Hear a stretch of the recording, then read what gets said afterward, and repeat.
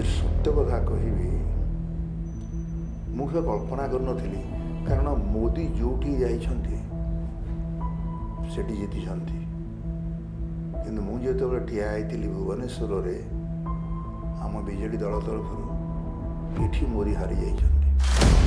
ତେଣୁ ମୋ ପଲିଟିକ୍ସ ସମ୍ପୂର୍ଣ୍ଣ ଭାବରେ ଅଲଗା। କୌଣସି କାରଣ ନାହିଁ ମୁଁ ଟିକେଟ୍ କାଟିବାରେ। ମୁଁ ସେ ଦ୍ୱନ୍ଦ୍ୱ ଆଡ଼କୁ ଆପଣ ମନକୁ ନେଉନି। ଜଗନ୍ନାଥ ଦେଖୁଛନ୍ତି କିନ୍ତୁ ମୁଁ କହିନି ଏଇଟା ମୁଁ କରିଛି ବୋଲି। ସବୁ ନବୀନ ପଟ୍ଟନାୟକ କରିଛନ୍ତି। नमस्कार आपण डिमांड को मु स्वागत करुच्ची सत्यव्रत पात्र। आज आपण डिमांड रे अछंती बीजेडी वरिष्ठ नेता पूर्वतन सांसद साहित्यिक कवि डॉक्टर प्रसन्न पाठशाणी सर आपण को स्वागत करुच्ची। नमस्कार। विभिन्न राजनीतिक आरोप प्रत्यारोप विवाद मध्य रथयात्रा खूब सुरुखुरे चलुଛି। तेणु सर आपणकर मतामत कौन? ताकू किए चलाଉଛି? स्वयं जगन्नाथ चाहिए ही रथ गढ़। आपको जनइवाक चाहे कोरोना रे विश्व ब्रह्मांड ठाकुर जगतरनाथ जगन्नाथ क्या न नहीं भक्त मान छाड़ी चली गले। तेणु मुझे द्वंद्व आड़ को क्या नौनी। सत्य ही सत्य सदा बेले जगन्नाथ होती सत्यर ठाकुर। एथरक जो सब अति श्रृंखलार सहित एथिरे जनसाधारण सहयोग सरकार सहयोग एवं सबुठ बड़ कथा ठाकुर निजे चाहिबारू जाऊँ। सर आम आपण राजनीतिक जीवनी जीवा पूर्वर मुझे बर्तमान राज्य रे युवपीढ़ी माने कौन सी मानसिक चापरे वशवर्ती हो आत्महत्या करुँच। किछि दिन तले आपण देखिए किए रैगिंग रे शिकार होई किए प्रेम संपर्क रे दुई जन भितर फाट सृष्टि होई बर्तमान आत्महत्या को एक मुख्य रास्ता को बाछि नौचंदी। तेणु आपण कौन युवपीढ़ी मानू ए बाबद रे उपदेश देवे? मु युवपीढ़ी की सम्मान दिए, तारुण्य को सम्मान दिए। मोर बहु कवितार कही दारुण्य तुम आहरी जल जल उठू तुम पादर तलिपा माटिर तलप सबुज मन सबको बताई माताल करे खेली ये निआर खेल। जो ओडिया जाति निआर खेल खेलुला लड़े करूला पाइक विद्रोह तार प्रमाण भारत वर्ष प्रमाणित हो गला। वर्तमान से ओडिया जाति एक श्रेष्ठ जाति ताको आपण मते पचारे यार कारण युवपीढ़ी ही जाने क्या बुझेवा दरकार नहीं। किंतु घटनाटी हूँ आत्महत्या महापाप मानविकता नहीं। युवक से मानविकता पढ़ू ना। तेणु ये मोबाइल एवं थरे थरे मु कहटा भल हम कंट्रोवर्सी हो ट्रुथ कहे तुम जी मोर अनुभव मुझे कहबी तुम जी पचार मुझे उत्तर देवी। आपण जड़े आध्यात्मिक मनीष देश उपर गोटे आपण मतामत ने चाहूँ। देश बर्तमान धार्मिक राष्ट्रवाद आड़ को मुहाऊँ। विगत दिन में बीजेपी वरिष्ठ नेत्री नुपुर शर्मा का बयानबाजी पर हिंदू और मुस्लिम मध्य एक फाट सृष्टि होगाकू जाऊँगी एवं होची कारण वर्तमान राजस्थान उदयपुर रे एक व्यक्ति को निर्मम भावे हत्या कराला। केमिति हत्या कराला ता स्पष्ट कहवा भी कहीहबनी से जमी हत्या कर अमरावती रे मध्य तार एक उदाहरण भी आम देखा पाइले गोटे लोक को भी निर्मम भाव हत्या करा जायछि। देश एक धर्मनिरपेक्ष राष्ट्र। नुपुर शर्मा हूँ कि अशोकन ओवैसी हूँ मुस्लिम कि कौन सी मुस्लिम व्यक्ति हूँ जी भी हूँ एते जिनिस एते घटना हैला परे भी देशर प्रधानमंत्री नरेंद्र मोदी सबू सभा समिति को जाउचंदी दलीय कार्यक्रम भी करूचंदी। को उचित मन कहना देश को संबोधन करके देशवासी को अपील करके शांति बजाय रखा। आप जो प्रश्न पचारे चुंबक दे हेनी तथापि मुझे ଆମର ଏଇଟା ହେଉଛି ହିନ୍ଦୁ ରାଷ୍ଟ୍ର। ତେଣୁ ସେ ଧର୍ମଟାକୁ ଯିଏ ଅନୁଭବ କରିଛି, ଜଗନ୍ନାଥ ଧର୍ମଟାକୁ, ସେ ଭୁଲ କରିବ ନାହିଁ। କାହିଁକି? ଏ ବଡ଼ ଭୁଲ। ଯେଉଁମାନେ ସବୁ କରୁନାହାନ୍ତି, ହଠାତ୍ ଗୋଟେ ବଡ଼ ଲୋକ ହେଇଯିବା ପାଇଁ କରୁଛନ୍ତି। ନା ନେଇଯିବୁ ଆମେ। ତୁମେ କେଉଁଠି ଥିଲ? ହିନ୍ଦୁ ଧର୍ମ ତିଆରି ହେଲାବେଳେ ଯେଉଁମାନେ ଆଜି କହୁଛ କେଉଁଠି ଥିଲ? ତୁମର କୌଣସି ଅଧିକାର ନାହିଁ ମୁସଲମାନଙ୍କ ବିରୁଦ୍ଧରେ କହିବା। ଆଉ କଡ଼ାକଡ଼ି ଆଇନ ହେବା ଦରକାର। ଏଇଭଳି କାର୍ଯ୍ୟ ଯେଉଁମାନେ କରୁଛନ୍ତି ତାଙ୍କୁ ପ୍ରୋତ୍ସାହନ ଦେବା ଆଦୌ ନୁହେଁ। ମୁଁ ୟାର ବିରୋଧୀ। ଏ ଓଡ଼ିଶାର ଝିଅ ରାଷ୍ଟ୍ରପତି ପ୍ରାର୍ଥୀ ଦ୍ରୌପଦୀ ମୁର୍ମୁ ଆଜି ଓଡ଼ିଶା ଗସ୍ତରେ ଅଛନ୍ତି। ଯେତେବେଳେ ଏନ୍ଡିଏ ତାର ପ୍ରାର୍ଥୀ ଘୋଷଣା କଲା, ସଙ୍ଗେ ସଙ୍ଗେ ନବୀନ ପଟ୍ଟନାୟକ ତାଙ୍କୁ ଶୁଭେଚ୍ଛା ସହ ସମସ୍ତ ବିଧାୟକ ଏବଂ ସାଂସଦମାନଙ୍କୁ ତାଙ୍କୁ ଭୋଟ ଦେବାକୁ ଅନୁରୋଧ କରିଥିଲେ। ଆପଣଙ୍କର ମତାମତ ଏ ରାଷ୍ଟ୍ରପତି ପ୍ରାର୍ଥୀଟିକୁ ନେଇ କ'ଣ ରହିବ? ମୋର ମତାମତରେ ଦ୍ୱନ୍ଦ୍ୱ ନାହିଁ। ମୁଁ ସ୍ପଷ୍ଟ ଭାବରେ କହିବାକୁ ଚାହେଁ, ଭାରତର ପ୍ରଧାନମନ୍ତ୍ରୀ ମାନ୍ୟବର ମୋଦିଜୀ ଯେଉଁ ସିଦ୍ଧାନ୍ତରେ ପହଞ୍ଚି ମାଆମାନଙ୍କୁ ଉଠାଇବା ପାଇଁ ଏବଂ ଓଡ଼ିଶାରେ ମାନ୍ୟବର ମୁଖ୍ୟମନ୍ତ୍ରୀ ନବୀନ ପଟ୍ଟନାୟକ ଯେଉଁଭଳି ଭାବରେ ମୋଦିଜୀକି ସମର୍ଥନ କରିଛନ୍ତି, ମୁଁ ଏହାକୁ ସମ୍ପୂର୍ଣ୍ଣ ସମର୍ଥନ କରେ। ଏବଂ ଗୋଟେ ଝିଅଟିଏ, ଓଡ଼ିଆ ଝିଅଟିଏ ଆଜି, ଆଦିବାସୀ ମହିଳାଟିଏ ଆଜି ଶିକ୍ଷୟିତ୍ରୀ ସେ ଥିଲେ। ତେଣୁ ଏଇଥିରୁ ଜାଣୁଥିବେ ଜଣେ ବିଦୁଷୀକୁ ଚୟନ କରିଛନ୍ତି। ତେଣୁ ମୁଁ ତାଙ୍କୁ ସମ୍ପୂର୍ଣ୍ଣ ଭାବରେ ସମର୍ଥନ କରୁଛି। ଆମେ ବ୍ୟକ୍ତିଗତ ରାଜନୀତି ବିଷୟ ଟିକେ ଆଲୋଚନା କରିବା। ପଞ୍ଚମ ଥରରୁ ଷଷ୍ଠ ଥର ଯିବା ପାଇଁ କିଏ ବ୍ରେକ୍ ଦେଲା? ଓ ଲୋକସଭାକୁ ତ ଲୋକସଭା। ମୁଁ 5 ଥର MP ଥିଲି। ଆଜ୍ଞା, 4 ଥର ବିଧାନସଭା ବି ନିର୍ବାଚିତ ହୋଇଥିଲେ। 4 ଥର ବିଧାନସଭା, 9 ଥର ଲଗାତାର ୱିଦାଉଟ୍ ବ୍ରେକ୍। ଏବଂ 9 ଥରରେ ମୋ ପୂର୍ବରୁ ଦେଶର ଆଜି ପ୍ରଧାନମନ୍ତ୍ରୀ, ମୁଁ ତାଙ୍କୁ ସମ୍ମାନ ଜଣାଉଛି, ସିଏ ନବୀନ ବାବୁଙ୍କୁ ଭଲ ପାଉଛନ୍ତି। ସେଇ ପ୍ରଧାନମନ୍ତ୍ରୀଙ୍କୁ ମୁଁ ଏଇଠାରୁ ମଧ୍ୟ ନମସ୍କାର ହେଉଛି। ତାଙ୍କର ରାଜନୀତିକୁ ମୁଁ ନିଜକୁ ସେ ଆଡ଼କୁ ନେଉନି। ଆପଣଙ୍କ ମନ, ଯଦି ସତ୍ୟ କଥା କହିବି, ମୁଁ କେବେ କଳ୍ପନା କରିନଥିଲି। କାରଣ ମୋଦି ଯେଉଁଠି ଯାଇଛନ୍ତି ସେଠି ଜିତିଛନ୍ତି। କିନ୍ତୁ ମୁଁ ଯେତେବେଳେ ଠିଆ ହେଇଥିଲି ଭୁବନେଶ୍ୱରରେ ଆମ ବିଜେଡ଼ି ଦଳ ତରଫରୁ, ଏଠି ମୋଦି ହାରିଯାଇଛନ୍ତି। ଲକ୍ଷ ଲୋକ ହେଇଥିଲେ, କିନ୍ତୁ ଲୋକେ ମୋତେ ଭୋଟ ଦେଇଛନ୍ତି। 2 ଲକ୍ଷ ପାଖାପାଖି ଭୋଟରେ ମୁଁ ଜିତିଥିଲି। କୌଣସି କାରଣ ନାହିଁ ମୁଁ ଟିକେଟ୍ କାଟିବାରେ। ମୁଁ ସେ ଦ୍ୱନ୍ଦ୍ୱ ଆଡ଼କୁ ଆପଣ ମନକୁ ନେଉନି। ଲୋକ ମୋତେ ଭଲ ପାଆନ୍ତି, ଭୋଟ ଦିଅନ୍ତି, ମୁଁ ଲୋକଙ୍କ କାମ କରେ ଏବଂ ଏଇଆ କରିଛି ବୋଲି କେଉଁଠି କହେ ନାହିଁ।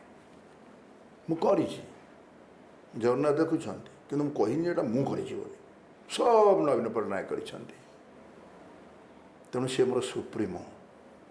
ସିଏ ଯଦି ମୋ ଟିକେଟଟା କାଟିଲେ ଏବଂ ମୋ ଭଲ ପାଇଁ ମୋତେ ରାଜ୍ୟସଭାକୁ ପଠାଇବା ପାଇଁ କହିଦେଲେ, ଆପଣମାନଙ୍କ ମିଡ଼ିଆ ଆଗରେ ମୁଁ ତାକୁ ସମ୍ମାନ ଦେଇଦେଲି। ଏବଂ ମୋର ଭୁଲଟା କ'ଣ? ଆପଣ ଲବି କରିଥିଲେ ନା ନବୀନ ବାବୁ ଆପଣଙ୍କୁ ପ୍ରତିଶ୍ରୁତି ଦେଇଥିଲେ? ଲବି କେତେବେଳେ କରିବେ? ମୁଁ ଜୀବନରେ ମୁଁ ପୁରା, ଆପଣ ମନେଥିବ, ଆପଣ ମିଡ଼ିଆକୁ କହିଛି, ମୁଁ ଗୋଟେ କବି। ଲବି କରିବା ନୁହେଁ ମୋର ହବି। ମୁଁ କେମିତି ମନ୍ତ୍ରୀ ହେବି? ଯେତେବେଳେ କେନ୍ଦ୍ରମନ୍ତ୍ରୀ କରିବାର ଥିଲା, ପ୍ରଥମ ଥର ପାଇଁ ଦଳ ଗଠନ କରିବା ଉପରେ ନବୀନ ବାବୁ ପ୍ରମାଣ ପାଇଥିବେ। ମୁଁ ସମ୍ମାନ ଜଣାଉଛି। ଦଳ ଗଠନରେ ମୋର ପ୍ରମୁଖ ଭୂମିକା ଥିଲା। ସେତିକି ବେଳେ ଯେତେବେଳେ ମୁଁ ଆସିଲି, ମୋତେ ପଚାରିଲେ ଆପଣ ସାମ୍ବାଦିକମାନେ, କି ତୁମେ ତ ଏତେ କାମ କରିଥିଲ, ପରିଶ୍ରମ କରିଥିଲ, ଆଉ ତୁମକୁ କାହିଁ କେନ୍ଦ୍ରରେ ମନ୍ତ୍ରୀ କରାଗଲାନି? ତେଣୁ ଦଳ ଯାହାକୁ ନିଷ୍ପତ୍ତି କଲା ମନ୍ତ୍ରୀ ଭାବରେ କେନ୍ଦ୍ରରେ, ତାକୁ ପ୍ରଥମ ପ୍ରଶ୍ନ ସମର୍ଥନ କରିଥିଲା। ଆଉ ଆପଣମାନଙ୍କୁ ମୁଁ ଜଣାଇବାକୁ ଚାହେଁ, ମୁଁ ମଝିରେ ବର୍ଷେ ପଳେଇଥିଲି ଏବଂ ମୋ ସାଥିରେ ବି ଯେଉଁମାନେ ଯାଇଥିଲେ, ଗୋଟେ ଛୋଟିଆ ବିଦ୍ରୋହ ହେଇଥିଲା। କିନ୍ତୁ ନବୀନ ପଟ୍ଟନାୟକ ଏତେ ଚତୁର ରାଜନୀତିଜ୍ଞ, ସେ କେତେ ବିଦ୍ରୋହକୁ ଦମନ କରି ଆସିଛନ୍ତି। ମୁଁ ଏଠିକି ସେ କଥା କହିବାକୁ ଚାହୁଁନାହିଁ। ମୁଁ ଏଇ କଥା କହୁଛି ଯେଉଁଟା ଆପଣ ମୋତେ ପ୍ରଶ୍ନ କରୁଛନ୍ତି, ଟିକେଟଟା ଦିଏ କିଏ? ମୁଁ କହିଛି এটা কোনো ট্রেন টিকেট ହେଇଛି ନା ବସ୍ ଟିକେଟ୍ ହେଇଛି ନା ବିମାନ ଟିକେଟ୍ ହେଇଛି, ଏଇଟା ହେଉଛି ରାଜନୀତି ଟିକେଟ୍। ପ୍ରାର୍ଥୀର ଚୟନରେ ଦଳର ଯେଉଁ ଭୂମିକା, ମୋର ସେ ଅଦ୍ୱିତୀୟ ଭୂମିକାର ଯେଉଁ ଦୁର୍ବଳତାରେ ଥିଲା, ମୁଁ ସେଥିପାଇଁ ଏପର୍ଯ୍ୟନ୍ତ ପ୍ରତିବାଦର ସ୍ୱର ଉଠେଇନି ଆପଣ ମିଡ଼ିଆ ଆଗରେ। ଆଜି କେମିତି କହିବି? ତେଣୁ ସିଏ ଯଦି କାଟିଲେ, ସେ ଯେଉଁଟା କଲେ ତାକୁ ମୁଁ ସମ୍ମାନ ଦେଲି। ଏଥିରେ ମୋର କିଛି ଭୁଲ ଥିଲା କି ତ୍ରୁଟି ଥିଲା କି? କିଛି ନାହିଁ, ଆଜି ପର୍ଯ୍ୟନ୍ତ ବି ନାହିଁ। ଫେରେ ସେ ଯାହାକୁ ଦେଲେ ପ୍ରାର୍ଥୀ କରି, ମୁଁ ତାଙ୍କୁ ବି ସମ୍ମାନ କଲି, ତାଙ୍କୁ ବି ବିରୋଧ କରି ନାହିଁ।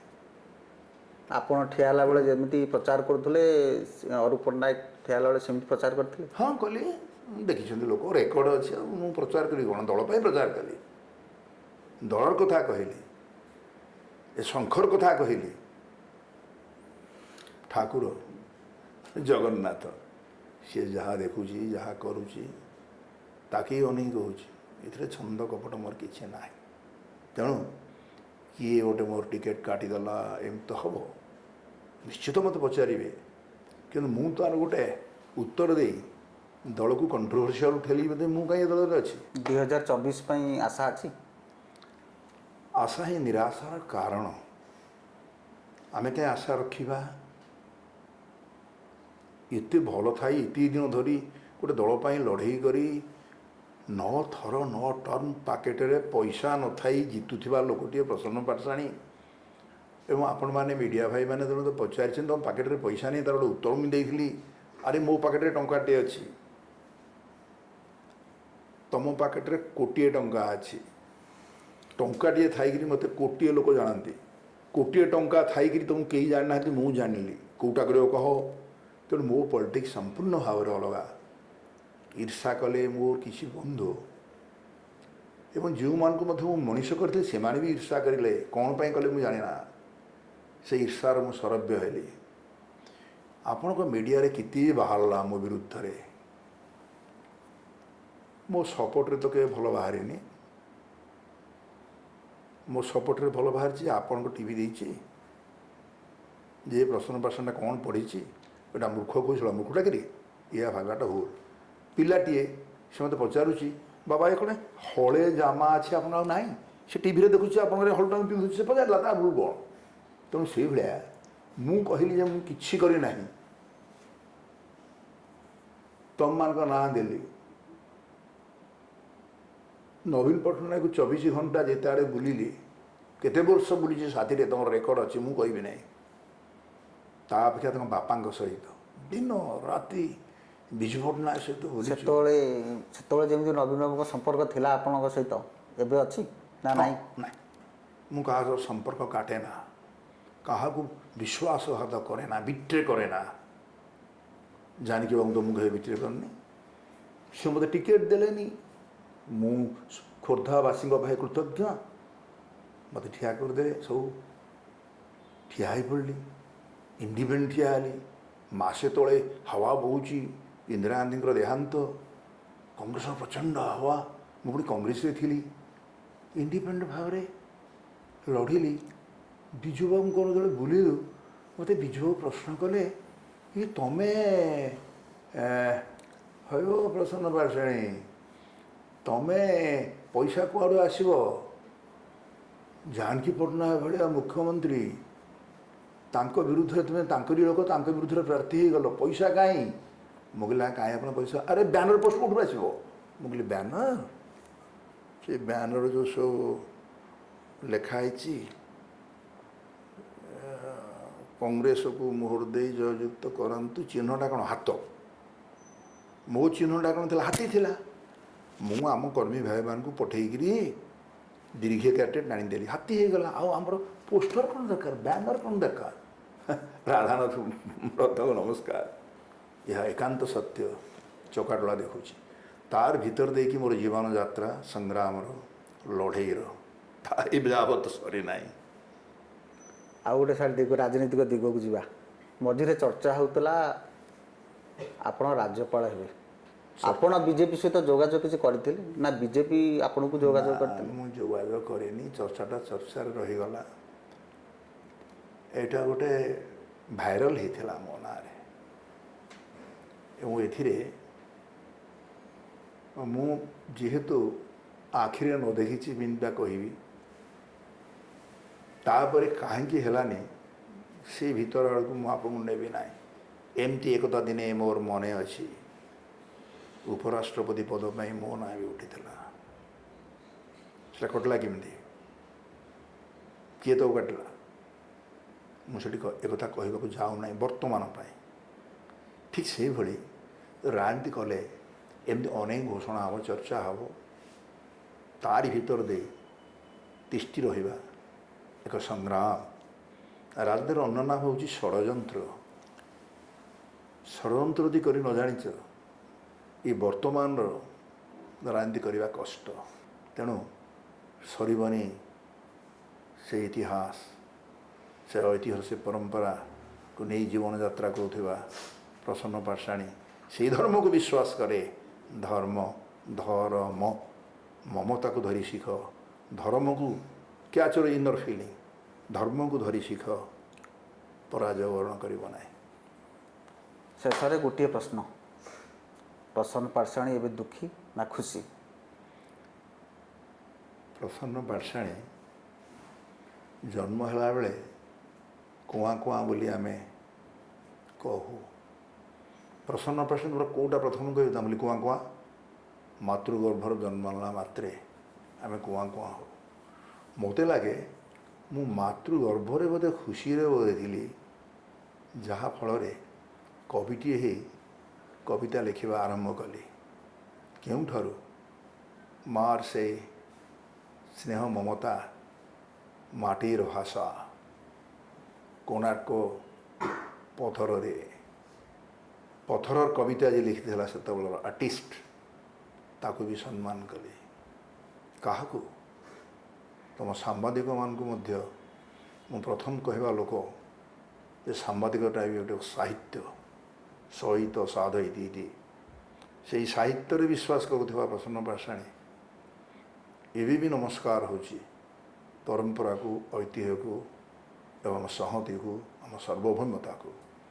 ସେହିସବୁ ଦୃଷ୍ଟିରୁ ଆପଣ ଯାହା ପଚାରିଛନ୍ତି ଚେଷ୍ଟା କରି ନାହିଁ। It is a effortless process may take your mind to a surplus level where thinking is transcended mind may come in contact with your thought. Prasanna Patasani ବୁଲି ବୁଲି ବିଭିନ୍ନ ପୃଥିବୀରେ ଓଡ଼ିଆ ଜାତିର କଥା କହିଛି, ଜଗନ୍ନାଥର କଥା କହିଛି। କେହି ମୋତେ ଜାଣିପାରିଲେ ନାହିଁ। ମୋର ନିଜସ୍ୱ ପ୍ରଚାର ନାହିଁ। ମାଗଣାରେ ଆପଣ ମୋତେ ଡାକି ଯେତିକି ପ୍ରଚାର ପ୍ରସାରଣ କରିବେ ମୁଁ କୃତଜ୍ଞ ରହିବି। ଶେଷ କରିବା ଆଜି ଆପଣଙ୍କ ଡିମାଣ୍ଡର କାର୍ଯ୍ୟକ୍ରମ। ଆଜି ଆମ ସହିତ ଥିଲେ ପୂର୍ବତନ ସାଂସଦ, କବି, ସାହିତ୍ୟିକ ଡକ୍ଟର ପ୍ରସନ୍ନ ପାଟ୍ଟଶାଣୀ। ସାର୍ ଆପଣଙ୍କୁ ଧନ୍ୟବାଦ। ନିର୍ଭୟ ସୂଚନା ପରିବାରକୁ ଆପଣ ଆସିଥିବାରୁ ଆପଣଙ୍କୁ ଧନ୍ୟବାଦ। ଆପଣଙ୍କ ଡିମାଣ୍ଡକୁ ଆମେ ଏଇଠି ରଖୁଛୁ। ନମସ୍କାର।